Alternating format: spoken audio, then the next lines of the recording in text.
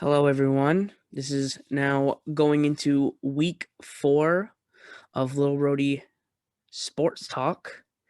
This week, we are going to hit on the state of the MLB. We're going to overview the all 32 teams, go over some playoff predictions, go off some of the new rules that changed from COVID season last year, which was shortened compared back to full season. Just all baseball. This podcast. Today, obviously, you guys know me, Aaron Cicilline, and then we got our co-host over here, Mr. Noah Bond, joining us today, and gonna go from there. But as you guys already know, this video will be brought to you by. Hello, I'm Robinson, and I'd like to bring us to our sponsor, Anthony Jewelers. Right now, Anthony Jewelers has 60% off diamonds, 50% off wedding bands, and 65% off gold chains. As shown on the screen, you can call for a direct appointment with this number, and you can always check out the website to see what Anthony Jewelers has to offer with the link provided below. And it's what Anthony Jewelers always says, it's where Rhode Island gets engaged. We're going to go right into the baseball podcast start this week. We're going to go right into the share screen of the one article that me and Noah will follow through and add our own opinion as well, based off what we think is going to happen this year. So the first team that's on the list is the Diamondbacks. I mean, in my opinion, there's nothing too sexy about the Diamondbacks anymore. I mean, over the last couple of years, they've lost their two best players in AJ Pollock and Goldschmidt, So, there's nothing too special. They got their vets and all that, but other than that, I don't see this team really doing it. They'll be competitive. They have a good team that can win games, like 80-plus games. So it wouldn't surprise me one bit. But I think if they took a little bit more of a vet approach this offseason and signed some more one-year deals, I think they would have been okay. No, they're in a bad division. I mean, you got the Dodgers and the Padres in that NL West, and there's just nowhere for Arizona to go. Yeah, you're kind of hoping with, especially this year, because with COVID last year, you had the expanded playoffs with 7 teams making it instead of 5. So last year was kind of your year. This year, now you're going back to 5. It's very difficult to get that wild card spot, especially in the National League, where so many teams, especially National League wise, got better. The top teams and the fringe wild card teams, a lot of them got better. So it's going to be very difficult for a team like this, who didn't have an awesome offseason like a lot of other teams did, to make it. I mean, there's really not too much more to say. I mean, they did, they still have Ketel Marte, who's a very good player.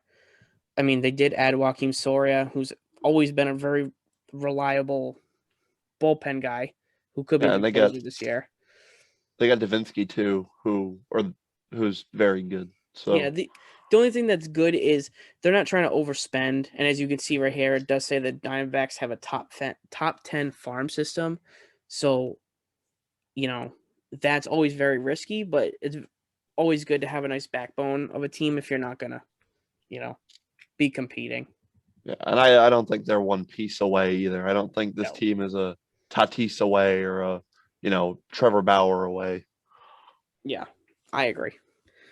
So next, I'm going to move up on the list to the Atlanta Braves, one of the better teams in baseball the past couple of years in general. They all, reloaded back up. They re-signed their star free agent, Marcell Ozuna. They went out and got Charlie Morton, who's always just been around in the American League as a Red Sox fan. Seen him with Houston. You saw him with Tampa.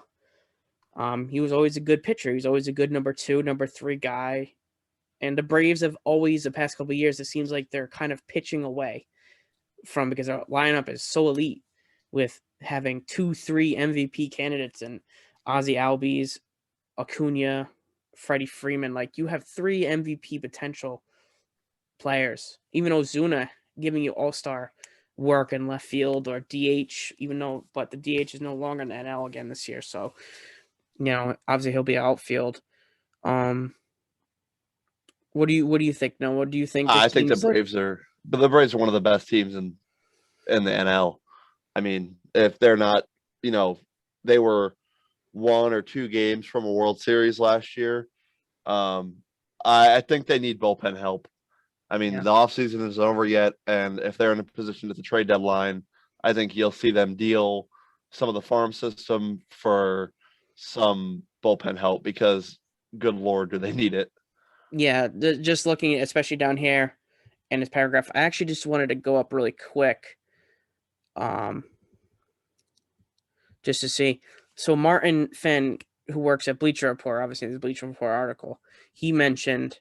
I want to make sure I give him the credit, obviously. So he mentioned in this right here, Mark Melanson went to the Padres. Shane Green remains a free agent, who's been a staple for that team. Will Smith they did acquire last year, so at least he's one decent piece.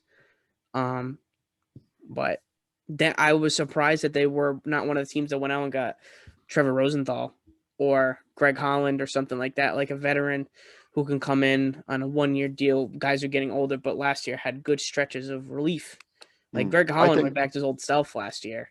And yeah, Trevor and I think a Rosenthal team came like the in. Diamondbacks plays spoiler too, Yeah. because the Diamondbacks are going to be an 85-win team, but they signed 3 good bullpen arms. Yeah. So they take those pieces away from teams like the Braves. Yeah. So move on from them. The third team is the Baltimore Orioles. I mean, there's not much to say about the Orioles. They're kind of they're in the phase of in baseball where it takes kind of 6 years to kind of redo your team, like farm system, and they're also not a big market team. So that doesn't help like the Boston this year. And we'll get onto them soon.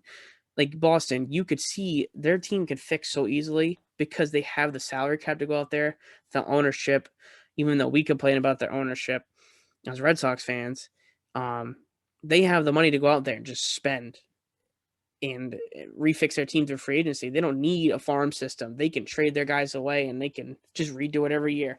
But Baltimore, they don't have the salary. They don't have a lot of they have a massive fan base, but it's not a lot of sold out stadiums either. No. The one thing I do like about the Orioles that they've hit on some of these random depth guys. I mean, they traded away $50 million of Alex Cobb. That was a great offseason move because Alex Cobb making $15 million on a team that's going 60 games makes no sense. They did get Jahmai Jones, who is one of the better prospects from the Angels. So that's good. That's going to help their system. They traded away Jose Iglesias, who was one of their actual bright spots last year from the shortened season. So, it's fair to say that nobody's going to be really watching this Orioles team, but the fans who are a fan of the Orioles, I will say this, they are a farm system. They have a really good farm system. They've been getting top picks. Adley Rutschman's coming up soon, who's going to be probably one of the better catchers in baseball eventually. So, and they have in a very weak Ryan position. Mountcastle too, who actually came up last year, I'm pretty sure. And then they have Trey. They have Trey Mancini. Trey Mancini too, obviously. He's going to be a top 25 guy in the league. What I'm excited for though is Felix Hernandez and Matt Harvey are in everyday rotations this year, and that is good for baseball. Saying that in 2021 also doesn't sound real. Like, no, these guys have been around, like your childhood, the MLB, the shows. Like, you were so used to them dominating, like MLB 09, the show. Like, for them to be so good then, and then it's like you're still hearing these names now, shows you how much. Maybe not Matt Harvey. Matt Harvey's kind of just been 1-year deal kind of guy floating around, but Felix has actually, gotten competitive offers. And yeah. I think he went to Baltimore because he knows it's not a lot of like competition. He's gonna get an every day. He's gonna get an every 5th day start. But if he does pitch halfway decent, he knows he's gonna get sent off to a contender. Like Baltimore does it intentionally to sign these guys who could break out a little bit and go get more prospects. So it kind of makes sense, and I like that they're doing that. So I like that. Yeah, I can see if the Mets are in contention, I can see Felix going to New York. Yeah. So the next team is Boston. I mean, it almost feels wrong to talk about them. This, there's a lot to say about Boston, but just to sum it up quick, because we're just kind of giving you a quick analysis on all these teams. As a Red Sox fan, I can tell you way more, and so can Noah. We will both miss Andrew Benintendi, but that trade was kind of necessary the team is not World Series ready this year. They're into year 2 of fixing this team of farm and getting free agents again. So I like the trade. I don't know if this Franchi Cordero kid's going to be any decent, but it's worth a shot. I know the Winchowski dude from the Mets. He's very young. He's 22 years old. He could be a future relief pitcher for them that could come up. So I like all their signings this offseason. I know half of them probably won't work out. Who knows? We may never hear Marwin Gonzalez's name ever again after April. He might get cut. Who knows? But I like how they're fitting this team. They're very versatile. They signed a lot of switch hitters. They signed a lot of lefty-righty guys like Hunter Renfroe, Kike Hernandez, smash lefties. But Kike Hernandez has actually been promised second base and an everyday role. So we're actually interested to see how that goes. And the most important thing is Cora's back. So with Cora being back, I think now JD Martinez becomes more comfortable again, back with this team. Devers becomes more comfortable. Bogarts, like those are your 3 leaders that need to, be here and be good. And then the one underrated trade is Ottavino. So if you are going to be competitive this year, you need a better bullpen. We watched pitching last year for Boston. It was not a strong suit. Their bullpen was giving you aneurysms, and the starting rotation wasn't even giving you a chance to win, even if you scored 10 runs. It was just not good. So with health this year, if they can manage to stay healthy, you got Chris Sale coming back in June and July. You have depth in your rotation now. You have depth in your bullpen. Your farm system's getting better. You're on the right track. But my personal opinion is they're not ready yet. They're kind of in the Diamondback situation, win-loss wise, but they're just going to play, killer. They're going to be like the team that might go for a second wild card spot, but they're going to be competitive. Like there's no easy wins coming this year to Boston or wherever they go. Yeah, and it's going to be a tough year, I think. I don't. There's a lot of optimism for this team that they're going to be a 80, maybe a 90 win team, maybe get a wild card spot, but I don't see it. I don't think maybe Chris Sale comes back from Tommy John and he's Chris Sale again, but Chris Sale is such a field pitcher that it's going to take him more than a year to get his stuff back. Yeah. It's kind of like wishful thinking. Like this year is health. I think if you can get Chris Sale back, you can get Eduardo Rodriguez back after he had the heart issue last year, so he didn't pitch. Yeah, due to COVID. Those two, are very important to this rotation and this team's success. So that's the 2 more important players. Offensively, I don't think you're going to have a problem. You have a good offense. You have a lot of young players coming up who are going to be thrown into the offense. So, yeah, Bobby Dalbec is a big one. Yeah, Dalbec and Duran probably pretty soon. Yeah, and the second half of that rotation is a huge question mark. Yeah, you got a bunch of one-year guys. Pavetta. It's Garrett a bunch Richards. Of one-year guys who have a lot of good stuff, but have one issue that differs. Like Garrett Richards was signed, control issues. Nasty stuff, control issues. Martin Perez, he's around the plate, but that's the problem. He's around the plate. He's too around the plate, and he doesn't have gas. He doesn't have outstanding slider, cutter pitchers. He's just there. He's your inning guy. He's like Rick Porcello. He's like he's gonna pitch 200 innings, but he's gonna have a 4.4 ERA. Like before we decided to smash a couple of TV monitors. Yeah, he was a poor Ricky. But let's not get too far off topic because me and Noah will talk about the Red Sox for an hour. This is a Rhode Island sports talk. We are Red Sox fans, but we're gonna show the love to the other teams as well. Next one up is the Cubs. I mean, there's not much to say about the Cubs this offseason. Just to keep it simple, I mean, you traded away Yu Darvish. You traded the best pitcher in the NL. You traded away one of the best pitchers. Not named Trevor Bauer. The funny part is, and this is the only thing I think we're going to say on this, they don't have Theo Epstein anymore. Therefore, if Theo Epstein was still there, Chris Bryant and Anthony Rizzo would have been on different teams, and they would have had a better farm system, and they would be actually on the rise of fixing this team. The Chicago Cubs are one of those medium to below medium average teams that should have traded away their better players right now. It all should have been traded, man. Instead, you lost Schwarber for nothing. You try to fix him his bat in the lineup with Jock Peterson. That didn't really make too much. It's power. You got your power back, but what's the point when your pitching's not going to be good? Your offense is still going to be decent. It's going to be similar to the Red Sox last year. It's not going to be watchable. They're going to win 70 games. If that. They did sign guys. It's not like they didn't, but it was a lot of very same. Look, as you can see, the Bleacher Report writer gave him a D+. That's not a good offseason. If you were the Red Sox, they should have traded Chris Bryant, should have traded Javier Baez. They were in the same situation. I hate to keep comparing the Red Sox, but when the Red Sox had Mookie Betts, and nobody wanted him gone. Let's be realistic. Nobody wanted him gone. But these guys are heading towards free agency. Also, Javier Baez as well. Another key player. You can extend those guys, but the thing is you have to extend those guys and also promise them that you're going to fix the team. Yeah. This offseason, what gives Chris Bryant, Baez, or Rizzo, who are going to free agency very soon, what's going to give them the reason to remain a Chicago Cub when it shows now that your better GM is gone? Your ownership is gone in Theo Epstein. So what makes you think that this team is going to go somewhere? Well, the Cubs are staring another 100-year drought in the face. Yeah, I wouldn't say 100 years, but I understand what you're trying to say. But let's move on from that trash team. Let's move on to the better Chicago team here. Chicago White Sox had probably one of the better, if not top 3 offseason, obviously along with the Dodgers and stuff. But they went out and got Liam Hendricks, who is a very good reliever. They already have a good rotation in Giolito, who's turned into a stud. He's a nice young pitcher. They still have Liam Hendricks?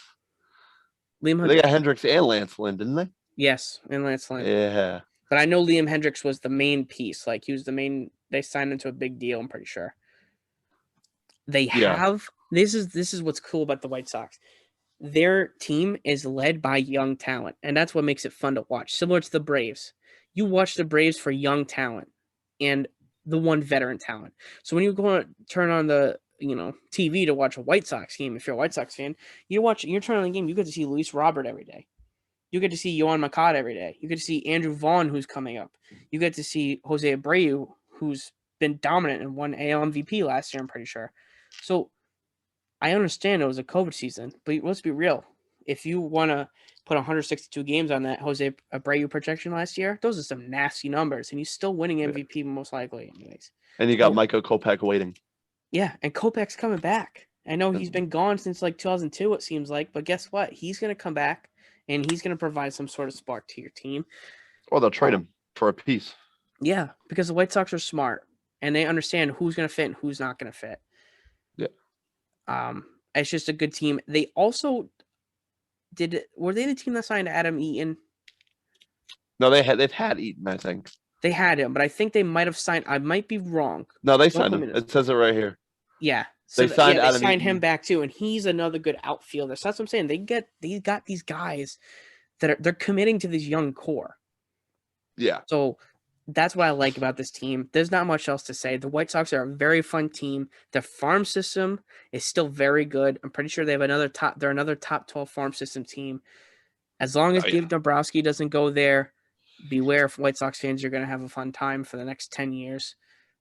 Or you're going to have fun for 3 years if you hire Dombrowski. You'll win a championship and you'll hate him for the rest of your life. You'll have fun. You'll fire your manager. You'll win a World Series, and then they'll fire you. It's great. All right, so to move on, the Reds are awful. They're just awful. To move on to the Reds, I mean, they didn't do anything this offseason other than lose one of the better pitchers in baseball. Both their closers were traded. You gave Rafael Iglesias to the Angels for free, basically. So that was a firm handshake. Yep, you let Trevor Bauer go without even giving him a competitive offer, considering you. They knew they couldn't afford him. Yeah, and that's the thing. If I were the Reds, I would have done this. I would have given Trevor Bauer whatever he wanted, but then traded him. Yep. If you're the Reds, if you're another team that's having financial difficulty and stuff like that, I don't understand why you wouldn't.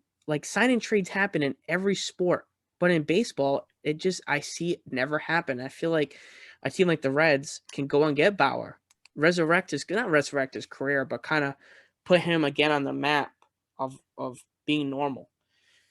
Well, let's be real. Trevor Bauer will never be normal, which is good. That's good for baseball. You need wacky people to be for viewership. You need guys like Trevor Bauer and Tim Anderson and guys who are flashy, annoying, loud. Like you Pitch with need one those. eye open. Yeah, you need that in baseball. So I mean, there's not much talk about the Reds. They have a decent little core, Votto's getting older.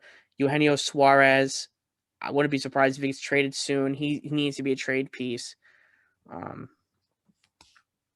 Moustakas is still there. Luis Castillo, another good young pitcher who's just kind of in team hell. It is not much to tell. So is Sonny Gray. Yeah. So those basically put it this way: the Reds are under the Sellers. Yeah, oh yeah, and they're gonna lose 100 games. Yeah. So, but hey, they got Sean Doolittle.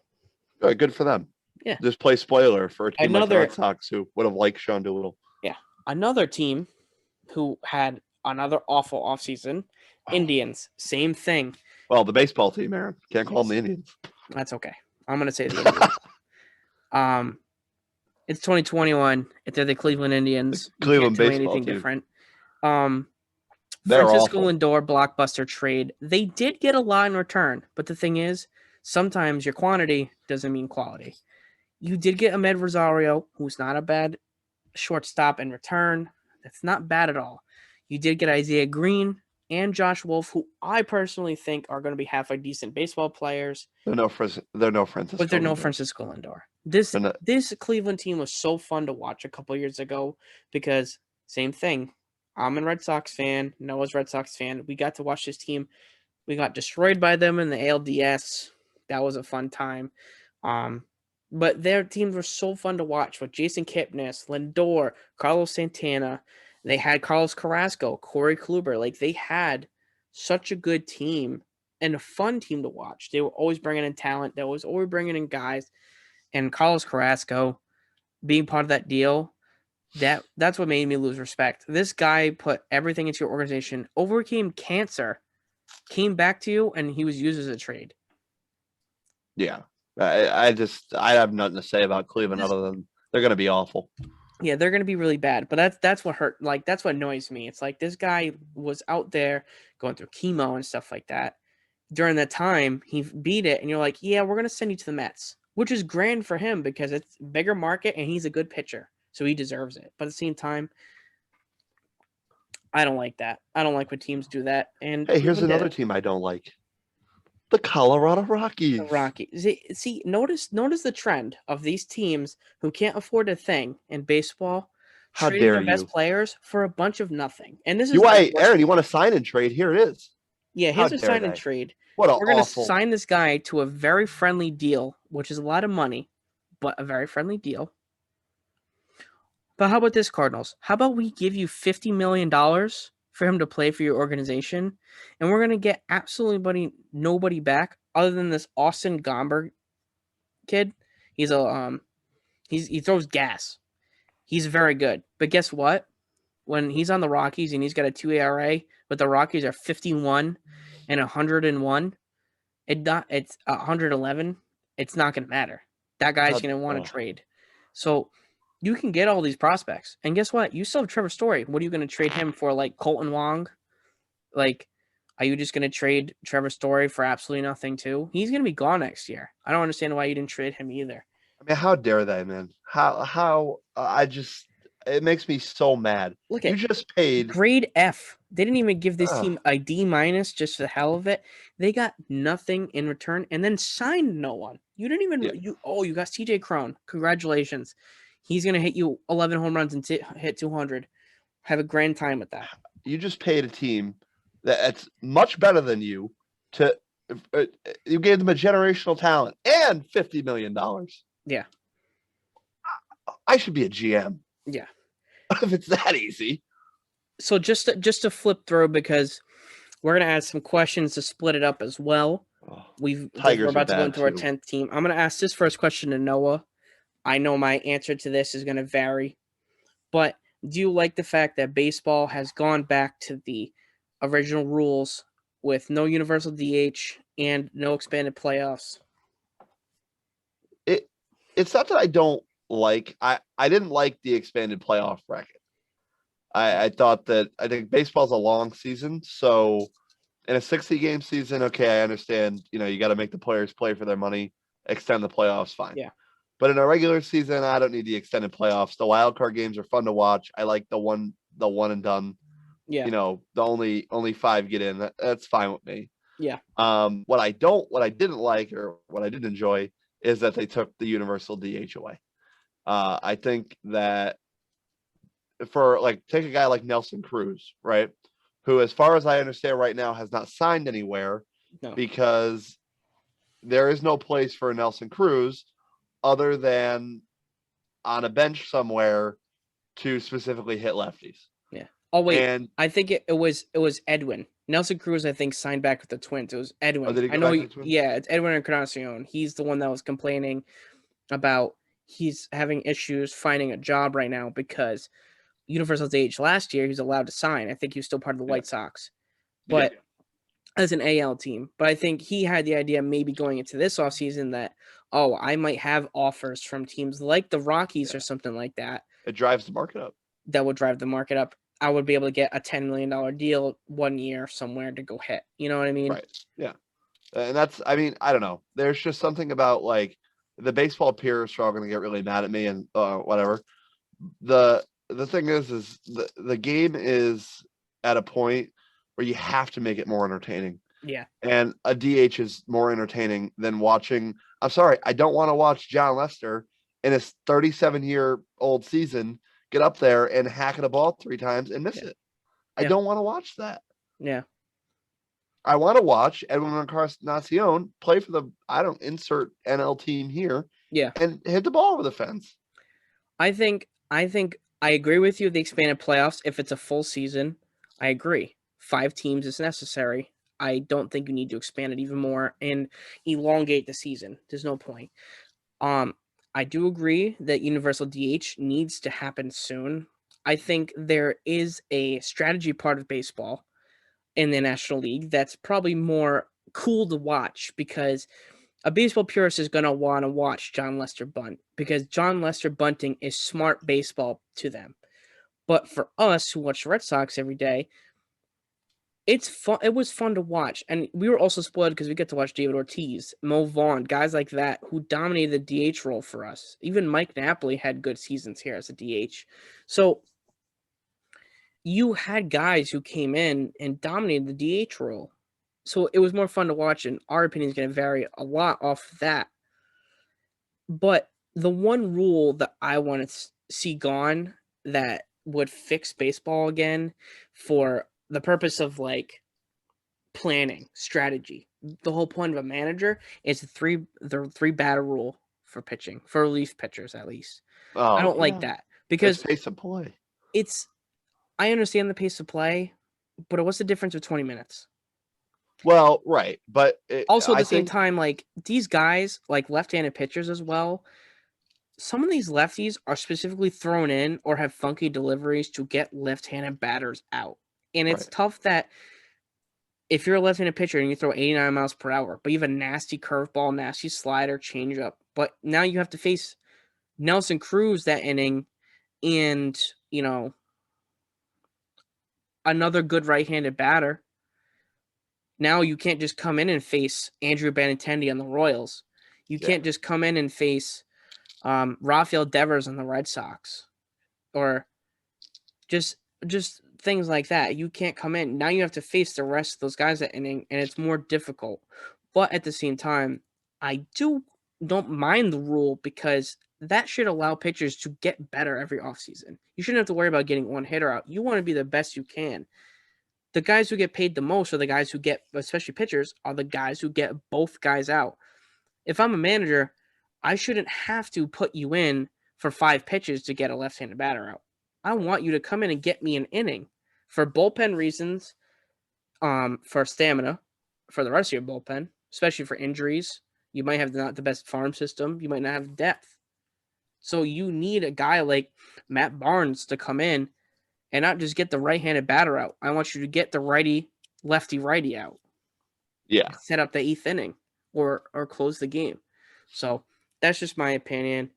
We'll talk about this more over the summer as well to see how the season goes. But right now, we're going to go back to the teams. The Tigers. It's funny how the Tigers have had better off seasons with less money than the Reds or Rockies, who had star players and actually had a better off season. Because the Tigers being part of Detroit is very sports driven. Even though their teams aren't doing well right now, between the Pistons, the Red Wings, the Tigers, it's not, and the Lions. You've lost a lot of players in those four franchises over the last couple of years that were key guys. So for them to go out and just keep getting vets every year to be somewhat competitive, they're not the best, but they still have a very good rotation coming up. For the MLB The Show people, Casey Mize is coming up eventually. Matt Manning is coming up eventually. They also, as you can see here, they added Urania and Teheran from the Braves. So give them credit. They've re-signed some guys. They're having a decent offense. Their pitching's going to be young, but it could be good. It's another team that's probably a little bit step below the Red Sox, but they could be a team that could ruin your season in September by sweeping a series from you for no reason because Nomar Mazara goes off for 3 games. But guess what? They signed him. Nobody wanted to give him a chance, and he could have a breakout year for this team. You have no he will. He'll be back. 2020 doesn't count. Mazzaro will be back. Yeah. And Astros. Mize going to be great. So yeah, Astros. I'll let Noah take the Astros. It's his favorite. I hate this team. Noah's favorite team ever. No, the Astros are once again going to be very consistent. They didn't have the A+ offseason because he lost George Springer. But Michael Brantley's coming back. Yay them. I think they got Pedro Baez too, didn't they? Yeah, they did. Baez, and Stanek. Yeah, and he was decent for the Dodgers. Mm-hmm. I mean, all I can say about the Astros is they're going to be good. The one thing the Astros do need to worry about this year is Carlos Correa, because he is a free agent in 2022, and boy, would I like nothing less than to not see him in an Astros uniform. It's funny. I agree with your statement, but at the same time, I would love to see him sign an excessively long deal and watch him rot there. It'd be very bad. I want the same thing for Alex Bregman. He's one of the players. I don't mind Bregman, but Correa's one of the players that he's very cocky. He's very annoying with social media, especially during the time when his team got caught for cheating. At least when the Red Sox got caught for the whole thing, you didn't have a bunch of, bad people, being really dumb with media and stuff like that. This Carlos Correa and Jose Altuve were very annoying during that time. They're very, very annoying. They're not a very likable team, which sucks because they're going to win 90 games this year for no reason. Again, doesn't matter that they lost Springer. The lineup's still good. The pitching's still good. Bullpen obviously got better. Verlander's a question mark. I mean, you don't know. He got hurt, so you're not sure. I don't think even without Verlander, though, they still got Zach Greinke. They still got Lance McCullers. I'm sure they have. I think they have some prospects coming up as well. So yeah, I wonder where how far along Forrest Whitney is. I think he got hurt again in spring training. Oh, did he? Yeah. Lovely. The Royals. So move on to the Royals, who had a very good offseason, a very underrated offseason. To still not be very good. And not because of Andrew Benintendi either. They went out and actually signed some likable players, some guys who maybe had down years in 2020, but I think will come back. It's not a hitter's ballpark, but they didn't go out and sign power guys. They have their power guy in Jorge Soler. That's all they really need out there, to be quite honest, because he's going to get you 45 home runs. But yes, they did add Benintendi, but I like this. They went out and got Greg Holland and Wade Davis back, which is great because bullpen-wise, this team offensively is going to get hits, but they may not get a lot of runs. But Greg Holland had a monster year last year in the COVID short season. Wade Davis, still a question mark, but he might come back. Like it says here, might feel more comfortable. He's back with his old team again, he won a World Series with. So I like this. They also signed Carlos Santana, who's another guy I think is going to break out again. Well, not break out, but he's a good player. He's not one of those guys where he might have just had a down year. And I think he comes back and plays well again. So To move on to the Angels, another team who had a busy offseason. Nothing too cute, nothing too special. They went out and got, like I said earlier, they got Raciel Iglesias for almost nothing. Yeah. Which is very good pickup for them. I know bullpen wasn't their biggest need. They do need starters. They got Alex Cobb, who was kind of in team hell. I'm going to use that term a couple times today with the Orioles. But again, giving a guy like that better. Alex Cobb did actually have a decent year last year, who was finally healthy for once with that team. With no run support. No run support. So Angels have a good offense. They've always had a good offense. It's time Never for the got Angels. out and got pitching. They never The went out clock's and got, ticking. Yeah, they never went out and just got the guy. Like, I really thought this was the year that they're going to break through and get Trevor Bauer. It just didn't work. I don't think they have the money for Bauer. You can't. You got Trout's contract. They also have to remember they're still paying Pujols. They're a California team. They're going to have a big market. They can afford it. Speaking of Bauer, yeah. Hey, this is the highest paid player in baseball, Aaron. So let's talk about the team that seems like they never run out of cap space. And they're never gonna. They also have a team right now that is young. This is the best team in baseball. Yes. This team is very, very good. They went out and got Mookie Betts last year. Sad day. Very good. Which is a great start to their past 2 years. Generational talents. That's what the Dodgers deal in. Generational. They re-signed Drake Bryan. Let's just look at the moves. Let's just go off this Bleacher Report. They re-signed Drinan. They got Corey Knebel, Tommy Kahnle. He won't be available this year, I'm pretty sure, because he got Tommy John. But he got a 2-year deal. They have Urias, who pitched fantastic in the playoffs last year, who's a very young player, who could be a starter, bullpen guy for them. Their starting rotation is ridiculous. So and they have Walker Buehler. And Dustin May is now officially up. So what do? They're like, let's give Trevor Bauer a 3-year deal where he can opt out in one and be the highest AAV in baseball. Yep. So he's going to make $40 million. You're going to watch the Dodgers win the World Series again this year while he makes $40 million to live in California for a year. He's going to make more YouTube videos, make more money off that. And then he might go sign with the Mets next year when the Mets have to vastly overpay him to make sure that he doesn't go back to Los Angeles. Or he might... that's if he opts out. Yeah. You win a World Series, you're comfortable, you just bought a Bugatti or whatever. I watched the YouTube channel, so whatever car he just decided to buy. And you just signed life-changing money. You came from a no-market team. You're now playing in the biggest city in the country. Yeah. You're probably going to play in a World Series. And you have the best pitching rotation in baseball with the best lineup. Yeah, I don't think I'm going anywhere because, Mookie Betts? Oh, yeah, he'll be there for the next 11 years. And, Walker Buehler? Pretty sure they got him under control for at least 2 more years. So this team's not going anywhere, and they're going to be very good for a very long time. And that's the crazy part. You could take away the veterans on that Dodgers team, like the pitching staff, and their pitching staff is still ridiculous. Like you saw Walker Buehler, Urias, Dustin May, like you still have an elite top 3. If you take away David Price, Clayton Kershaw, Trevor Bauer, just off the top, and you have the best pitcher of this generation, period, at the top. So, so Trevor Bauer is the ace, right? Like I don't think we're gonna split hairs over that. Yeah, but I think that team's gonna have like 3 different aces, honestly. But you have Walker Buehler, who could be an ace on any other staff in the MLB. Yeah. And you have Clayton Kershaw, who's the best pitcher of this generation. Yep. So. Yep. What? So, just to move on from them, because that's another team we could talk about for spend an hour on the Dodgers.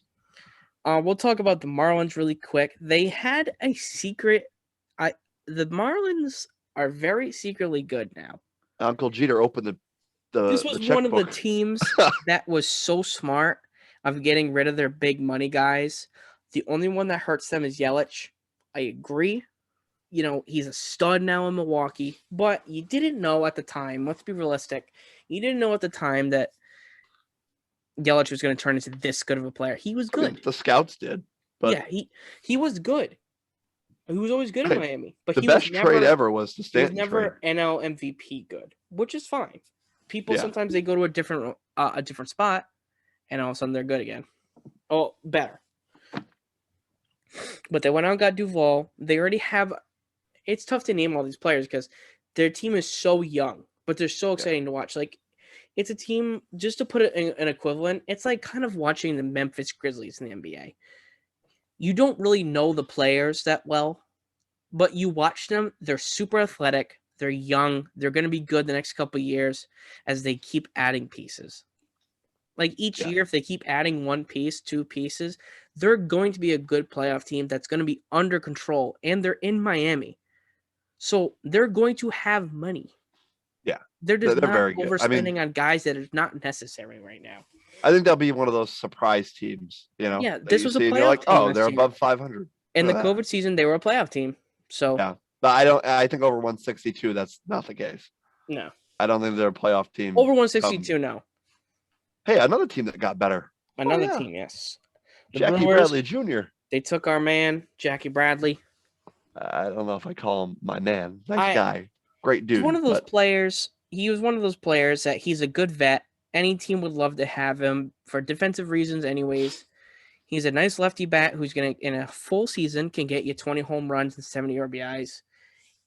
You know, he's got secret pop. He's got speed. He's just a good guy. There's nothing wrong with signing Jackie Bradley. Do the Brewers necessarily need him? Not really. I know Lorenzo Cain has his issues with health recently, so it's not a bad signing at all. They do have a couple guys coming up. Well, actually, I should say they are up with Keston Hera, the second baseman, shorts. Well, he's just an infielder, I think now. They did re-sign Travis Shaw. They have that nasty relief pitcher now. If nobody's talked about this, Devin Williams. If you guys look him up, if there's one guy you should follow in the MLB, it's similar. He's similar to Chapman, where Chapman was on the Reds team that wasn't that good, but he was the reason why you watched that team. Devin Williams is the new Aroldis Chapman, but the right-handed version. You're going to want to watch the Brewers to watch Devin Williams pitch. He's nasty. It's like Chapman with morals. Yeah. He's just a stud. I take any chance I have to throw shots at Aroldis Chapman. Yeah, Aroldis Chapman is not your favorite role model. What a bad human being. All right, to move on to the Twins with your pal Nelson Cruz. Twins are very good. Nelson Cruz, every time you look up his stats, it seems like he hits 35 home runs. He's probably still on steroids to be realistic, but that's okay. But he hits 215. He's going to strike out 3 times. Let me put this opinion out there right now. I don't know how close I am to the microphone right now. This might sound really loud, but I want you to hear it. Baseball was better with steroids. I don't care what you say. I don't care what you say, but would you rather be watching prime Roger Clemens off whatever he was doing versus Barry Bonds off of whatever he was doing? Or would you rather be watching Justin Verlander versus Acuna? Now, that's a very difficult decision, but my baseball and what I like to watch and how I got into it was watching those two studs highlights. The first two I mentioned. Right. I love Acuna. I love Verlander. Don't get me wrong. But baseball was better with steroids. Bring back steroids. I don't care. Imagine Acuna on roids. I want to watch Bobby Dalbec hit 87 home runs. That was very off topic. Stats would be so inflated. I mean, that would be something to watch. Okay. We'll just make that one line. I would love to see that. My friend used to always say that if they used to put in the 9th inning, they should shoot roids into the all 3 batters and put a celebrity on the mound. Yeah. That would make baseball more. I'd be down for some Jennifer Aniston action versus Barry Bonds and Nelson Cruz. Oh, man. So that was a little off topic. Let's get back to the Minnesota Twins. The Minnesota Twins, they're still a very good team. They went out. They didn't really do much, actually, this offseason. They just brought a bunch of guys back. Yeah. Trevor May is gone, which kind of sucks. The bullpen got worse. Yeah. Colome, if anybody has watched Alex Colome, he might be one of the worst relievers of all time. But every time I watch him, he gets lit up. But he always has a 3 ERA at the end of the year. So whatever he's doing when I'm not watching, I don't know. They did get J.A. Happ, who has a 3.28 expected ERA in 2020. Let me just tell you, that's a lie. J.A. Happ is washed. He's not going to do anything for this Minnesota Twins team, especially pitching in that ballpark where you can bunt to home run to left or right field. So let's be realistic. I don't understand how they got to be this offseason. They lost their bullpen help, and they didn't do anything else other than Nelson Cruz. Yeah, they lost 3, but they signed, or 3 or 4, but they signed 2. Also, so with the Astros, Cologne was very good last year. I forgot to say this about the Astros, and now about the Twins. They lost Jake Odorizzi for nothing, just to tell you that. Jake Odorizzi is now on the Astros to replace Justin Verlander for a year. Yeah. Hey, New York Mets are really good. Little Francisco Lindor action. I mean, Uncle Steve. Let's be real. Steve Cohen had a massive offseason. Hey, but if you're going to take over a New York team, you have to do this. Like, got to open the checkbook. You have to open up the checkbook. Those former owners or GMs, whatever they were, get out of the city. There's no point of you even being there. The fact that you traded Ahmed Rosario and a bunch of random prospects for Francisco Lindor, that's a win-win, A+. No, hold on. I have a very unpopular opinion about this trade. I love Francisco Lindor. I love Francisco Lindor for the Mets. But there's they lose this trade if you do not sign Francisco Lindor to a long-term deal. I can agree with that. If you do not lock up this guy for at least 3 to 5 years, you did not win this trade because you traded for a rental. Yeah. And I don't think he's a rental. I think he's going to sign with the Mets because I think your Bauer theory is right, and he'll opt out and want to go play because they're going to get better. Yeah. But there's some big question marks if they don't re-sign Lindor. Yeah. I think personally that I feel like the Mets wouldn't do that if they didn't get a decent idea that they would get him on an extension. And I think that the fact that he went to a team that he's interested in even talking about extension, that's a win-win for the Mets already. Because this guy poured his heart into Cleveland and wanted to stay in Cleveland so badly and work around. You could tell he's great friends with Jose Ramirez. That was a deadly duo and having a lineup. 2 switch hitter, dominant players. Very difficult to face every time you face Cleveland, it was very hard. When you had 3 switch hitters with Jose Ramirez, Francisco Lindor, and Carlos Santana in the middle of your lineup, it's so hard to face those guys. Like 1-run game, 9th inning, that's your 2, 3, 4 guys. It is a very good chance. Maybe above 50-50, you're not getting out of the inning without losing or getting out of a tie game. Yeah. But my only thing is I want to see Lindor show, like, he seems like one of those guys where he's a personality guy, which is awesome. But I just want to make sure I want to see him continue that. Like, is he going to be one of those guys that signs a massive extension and he's like, okay, I got my money, I'm going to do my baseball thing, but then lose everything else to it? No, I don't think he's going to be one of those guys. But let's just hope, because sometimes people get their money and all of a sudden injuries start to happen, personality starts leaving, he might not like the city anymore. It's different. So let's just say the Mets had a great offseason. They didn't get Springer or Bauer. That's okay. But they got Carrasco. They got Carlos Carrasco as a throw-in, basically. And obviously Lindor, who I think is going to sign an extension there. So you add that onto last year's Mets team, who showed a lot of promise. May. They got Trevor May. You have DeGrom, who's dominant, obviously. You kept Stroman for another year, who's a nice pitching piece. You added Carrasco. Syndergaard, I think he's returning. He's going to return at some point from Tommy John surgery, similar to Chris Sale timeline. Yeah, you're going to get Syndergaard and Stroman back on the Mets this year. They're going to be very good. They're a very good team. It's going to be a very good team. I don't agree with the grades. That's an A+ offseason. That was very good. Yankees. Very good. I'm going to keep my bias aside. Yankees had a very, very, very good offseason. Yeah. They stole Jameson Taillon, I forgot how to say his last name, from the Pirates for almost nothing. They're giving Corey Kluber the same amount of money as Garrett Richards. And let's be real, if we're gonna pick between the two, are you taking Corey Kluber on 1 for 11, or are you taking Garrett Richards on 1 for 10? You're taking Corey Kluber on 1 for 11. Yeah. You got LeMahieu back, who's I'm lost that sweepstakes. Actually, I shouldn't say all of a sudden. JJ LeMahieu has always hit. He's a great hitter in Colorado and a gold glover there. He just didn't get the respect because it's Colorado. Nobody respects people in Colorado. So the stuff looks different everywhere. Yes, but Now he went to the Yankees and hit exactly the same. Well, Actually, a because better he's power. now he's in the limelight. Yep. So, and then They're obviously very good. you re-signed your depth guys. You got Gardner back. You Hicks stayed. Well, actually Hicks didn't stay. He signed that extension, but he's back from injuries. They got Darren O'Day. As much as I don't want to see it, I don't wish injuries on anyone. But one of these times, Aaron Judge is going to put to get Aaron Judge is going to stay healthy eventually. I have no so faith is in Giancarlo Stanton. Maybe Yeah, I don't have faith in Stanton. I don't have faith in Stanton. I think a lot of Yankees fans can also speak with me on that. I know you guys don't like Giancarlo Stanton. I know every year you get teased because he always dominates. But guess what?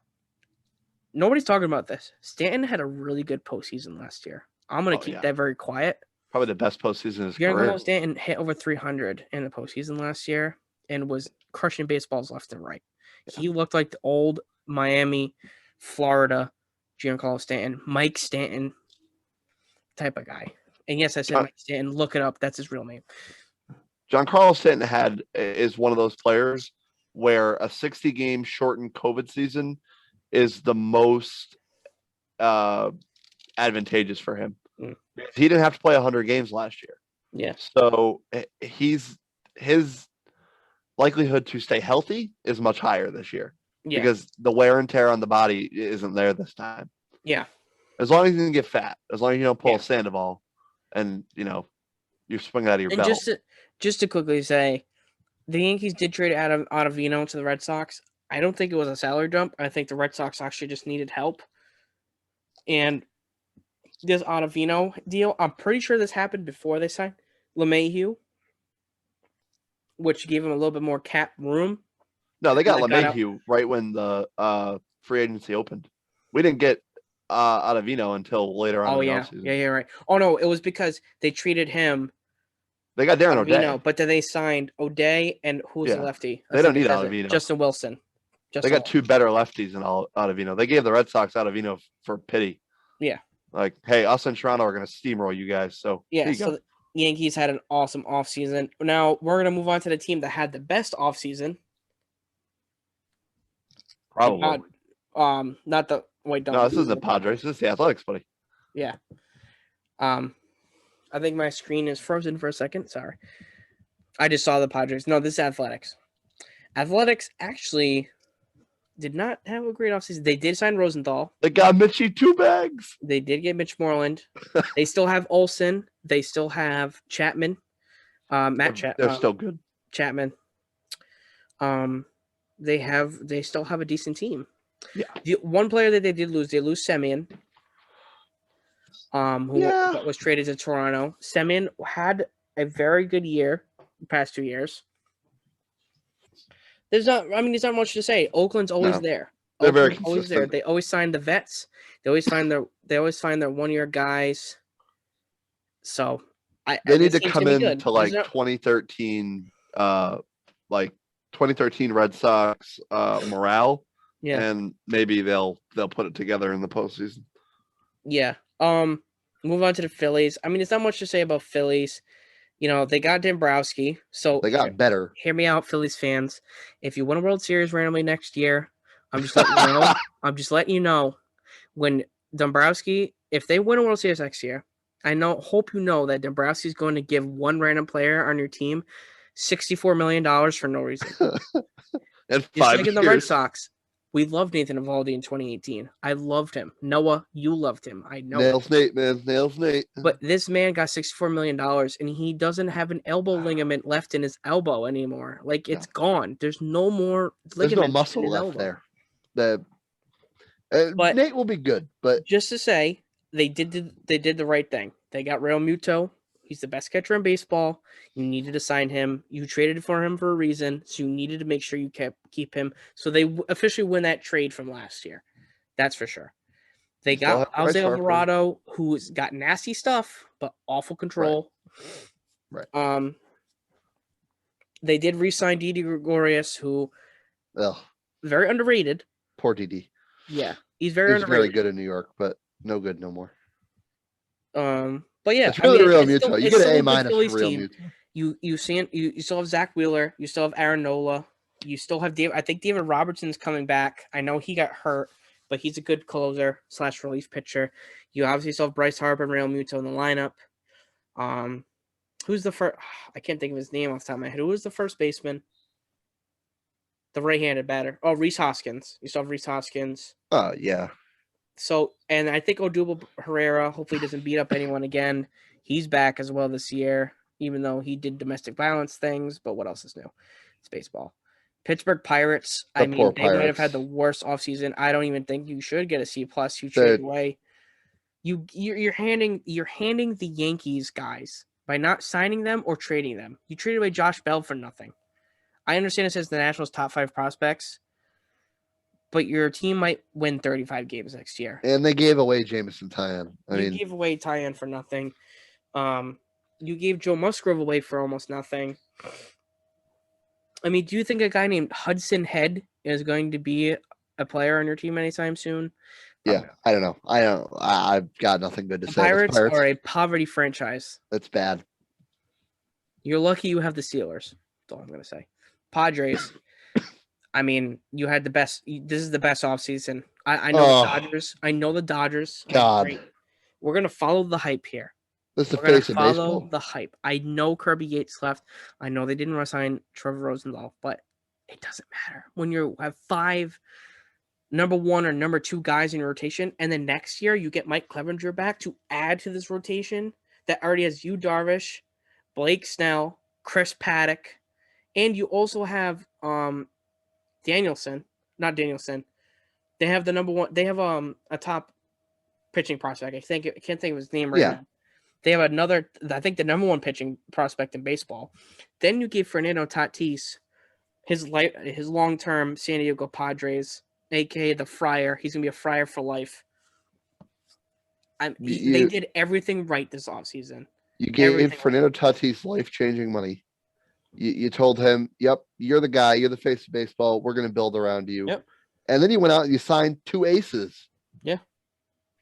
Who gets Yu Darvish and Blake Snell in the same offseason? Yeah, it was just a good offseason. And hey, the Giants, they still suck. Look at that. The Giants still bad. Giants, yeah, they're still not going to be great this year. They did go out and actually sign some players. Brabia, Whistler, Jake McGee. They all got, those are all above average pitchers. They got Alex Wood, Desclafani from the Reds because, the Reds apparently can't afford anyone. Aaron, you'll be on the mound for the Reds this year. Yeah, and the Giants. So throwing lollipops up there, buddy. There's nothing more to them. The Giants don't really have a face of their team right now as well, which stinks because Posey, unfortunately, he kind of fell off the face of the earth, which is sad because Buster Posey was a great player, great person, good baseball. Guy needs a binky and a bath now. Yeah. Him and Joe Mauer went too quick. Like, I feel like we saw their prime for like 3 years, and they're like, "That's catcher, man. I'm gone," which is fine because that's what I'm saying. You take advantage of like players like that, catchers, especially catchers. You want to take advantage of those players. Their primes go. Yep. Mariners actually have a very exciting future. They're not going to be really good this year. They just got Paxton, some guys. Really. They got Paxton, Ken Giles, and stuff. Nothing really. Another guy, just to say it, baseball fans, you're going to know it. If you're an above average baseball fan, Jared Kelenic. Yes. He's going to be a monster. Is it Kelenic or Kelenic? I thought it was Kelenic. I think it's Kelenic. And they also have Julio Rodriguez as well, who's another outfielder that's going to be with him. He's another good prospect in their system. They're going to have a very good young outfield pretty soon. So at least there's something to look forward to. I'm not saying he's Ken Griffey Jr., but it's something to look forward to, and it's something to surround your team with. Move on to the Cardinals, who only got better. They got better. You re-signed Adam Wainwright, who actually had a good year last year. You re-signed Yadier Molina. Those are your 2 faces of your team. Of course, you signed those guys. Not anymore. Now you have Nolan Arenado, who is now the face of your team. Yep. There's not much else to it. I mean, who you now build around. I will put it in the sports book tomorrow that the Cardinals will win a World Series within the next 5 years. Yeah, I love the St. Louis Cardinals. I cannot wait for this team to make big moves and sign more guys because I want to see Nolan win a World Series. Yeah. Hey, the Rays. Yep. They're Oh, this is what I was okay. talking about. I couldn't think of his name. I knew he got traded. I meant to say he was traded from the Padres. But the Rays, Luis Patino, they got him in the Blake Snell deal. He's nasty. He's going to be a guy that's going to replace Blake Snell in the rotation eventually. They did lose Charlie Morton, but it's the Tampa Bay Rays. Don't worry. They'll have a random dude who throws, super sidearm 101 miles per hour because of the Tampa Bay Rays. They find random dudes in their rotation. Like, they are a great farm system team. They are always Hein good Bloom, farm man. team. Always good. You got to pitchers. remember, Hein Bloom just has somebody hiding back there that, some insert scout here will go, oh, Hein signed him 3 years ago. Bring him here. Yeah, and here's the thing. Glasnow is now your top guy. But this is what I like. They went out and signed Rich Hill for a year. They went out and got Colin McHugh. They went out and got Michael Wacha. They reacquired Chris Archer. Yep. They went, and then they have Brandon McKay, who's going to come up eventually, who's another good pitching prospect. Filthy. Oh, filthy. They have a bunch of good. Where's my guilty pleasure team? Are they next? Nope. We haven't talked about my guilty pleasure yet. Nope. We're going to get there eventually. But The right now we're going to Rangers. hit on the Texas Rangers. No more Lance Lynn. I mean, the Rangers are the Rangers. That really sucks. It's not the old Rangers anymore. I mean, they still got Joey Gallo, which is fun to watch. They don't have Elvis Andrews anymore. I don't know how sad that makes Texas Rangers fans because he was kind of a big face for them for a long time, especially with Beltre gone. I mean, Beltre's been gone for a couple years, but the Rangers are a non-starter since Beltre left. Yeah, they're really in between. Great. They're in between. They're like in between of. They're kind of like the Tigers. It's like they're a 60-win team. They're not good. Yeah, like the Tigers. They're gonna win between like 60 to 75 games. Didn't they just lose their ballpark too? No, they get a brand new one. Oh, great! Which is good. Great, good ballpark. Bad team. The Toronto Blue Jays. Oh, here's my guilty pleasure team. Another team. You could probably put the Blue Jays in the same competition as the Padres, who are having the best offseason. And they got to play behind money, right? You got the Dodgers, who never run out of cap, and the Yankees, who never run out of money. And you got the Padres putting it together. I mean, they did just sign Tatis to a massive deal. This team got Marcus Semien. They got George Springer. They got Kirby Yates. They still have Hyun-Jin Ryu. Their one bad thing is their starting pitchers are not good. They're decent. They have depth, but they're not fantastic. And you got a whole load of Hall of Famer kids waiting to be good. But the players I just named, you're putting them with Bo Bichette. You put them with Cavan Biggio. And then you have Vlad Guerrero Jr. And Big Butt Vlad. Yes. So Nate Pearson's coming. Yes. Which just makes me so happy. You're adding those talented players on top of a team that was already going up in value, team youth, just better. They were just a better team. They're going to be so good. They're going to be a good team. And then we got the Nationals. I mean, the Nationals are still the Nationals. I mean, they got Josh Bell. They got Josh Bell. Sleep on that. They got Josh Bell. They did give up some prospects, but the Pirates. They got Schwarber too, didn't they? Yep. So they added a lot of power. They added a lot of power to this team. They still have Rendon. They still have Trent. Oh no, they don't have Rendon. I meant to say they have Trey Turner. Still, Victor Robles is turning out to be the player he was projected to be, which is great news. Yeah. For Nationals. That is good news. Fans. They re-signed Zimmerman, who actually had a decent year. And then obviously you added Schwarber to the lineup and you had Josh Bell. So your team is getting better. You did also sign John Lester to add to Max Scherzer and Patrick Corbin, which is nice. Jeremy Jeffries is another guy. I don't know if he got cut or not. I know this article is from February. I'm pretty sure he got cut, but he might come back. And Carter Kieboom's coming. Yeah, Carter Kieboom's nice. Well, he's here, isn't he? He played a little bit last year. Yes, he did. Yeah, I actually have Kieboom on my fantasy team. I do enjoy me some Carter Kieboom. Yeah, so that is the thing. Actually, I'm going to pull up this really quick before we're done. We're going to do one last quick thing that'll take one more minute. We're going to do our quick projections for the playoffs. 30 teams takes a while. Yeah. This podcast can be longer. We're trying to get it shorter, but when we're going over the first thing in sports, like as the first couple you guys saw, we did the basketball one that went over a lot of the basketball teams. That takes a while. College basketball, the first March Madness one we did took a while. So it's going to be different. Soon we're going to be doing smaller podcasts because of, we're hitting on so many topics now, but eventually they're going to start getting smaller. So my quick prediction for the playoffs, I think that the Toronto Blue Jays win the division in the AL East. I think the Central, I think the White Sox win the division. In the West, I think the Astros win the division. So those are my top 3 seeds.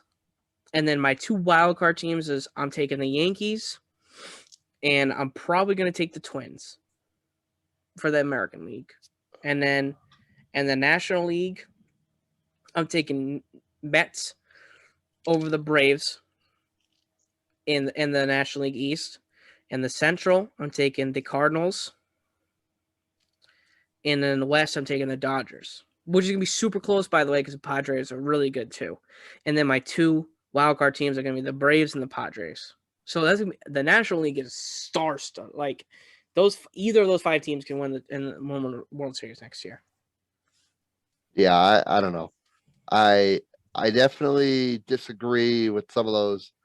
I think the Yankees win the East. I don't know how they don't. I think you're right that the Twins and White Sox will have a tough race, but the White Sox will win the Central, and I actually think the Athletics will win the West. And the wild card teams will be the Twins and the Blue Jays. Yep. Done with the National League. And then I don't think that the Mets are there yet. I think they're still they're a wild card team next year. So the Braves will win their division, the Cardinals will win their division, the Dodgers will win their division, and then it will be Padres, Mets, and the wild card. I actually think that I think Milwaukee misses the playoffs. I think Cincinnati misses the playoffs. Yeah. Where if it was an expanded playoff, then like the Marlins are a playoff team. Yeah. But they're not because there's not enough room in that division for all of them. And the Nationals could surprise us too. Yeah. I think the Nationals will be better this year. Yeah, and then just to pick one surprise team, it's going to sound biased, but I think the one surprise team could be the Red Sox in the American League. I mean, if health-wise and some of these players click, I mean, they have a pretty decent team. I'm not saying, win the American League. I'm saying they could seek into the second wild card spot. I don't think it'll happen, but good chance. Not good chance. There's a decent chance. I mean, they have talent. They have a good offense. Their pitching just needs health. So you want the Red Sox to be good. It's good for baseball. And if I were to pick a National League team, I would pick the Phillies, just because I'm not picking it because of the players on the team. I'm picking it because of who the general manager is. And if the Phillies get off to a hot start or a decent start, Dombrowski's going all in. We've seen it before with so many teams that he was on. The Tigers, the Red Sox, the Marlins.